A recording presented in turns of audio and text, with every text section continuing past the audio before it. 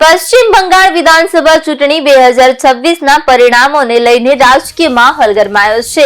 BJP મોટી બહુમતી સાથે જીત્યું છે, જ્યારે ટીએમસી ઊંધે કાંધ પછડાઈ હતી. આ વચ્ચે ટીએમસી તરફથી ચૂંટણી પ્રક્રિયા અને પરિણામોને લઈને ગંભીર આક્ષેપો કરવામાં આવ્યા છે. મુખ્યમંત્રી મમતા બેનર્જીએ સેન્ટ્રલ આર્મ્ડ પોલીસ ફોર્સ અને ચૂંટણી પંચ પર પક્ષપાતના આરોપો લગાવ્યા છે. તેમનો દાવો છે કે તેમના કાર્યકરોને મતગણતરી કેન્દ્રોમાં પ્રવેશતા અટકાવવામાં આવ્યા અને સુરક્ષા વ્યવસ્થાનો દુરુપયોગ થયો. મમતાએ વધુમાં કહ્યું કે તેઓએ ચૂંટણી અધિકારીઓને ફરિયાદ કરી હતી, પરંતુ કોઈ યોગ્ય કાર્યવાહી થઈ ન હતી. તેમણે પરિણામોને અનૈતિક અને લૂંટ જેવા ગણાવીને આકરી ટીકા કરી છે. સાથે જ ભવિષ્યમાં ફરી મજબૂતીથી પાછા આવવાની વાત પણ કરી છે. બીજી તરફ જીતના દાવાઓ વચ્ચે કેટલાક વિસ્તારોમાં ઉજવણી અને નારાબાજી જેવી ઘટનાઓ પણ જોવા મળી હતી, જેને પગલે સુરક્ષા વધુ કડક કરવામાં આવી છે.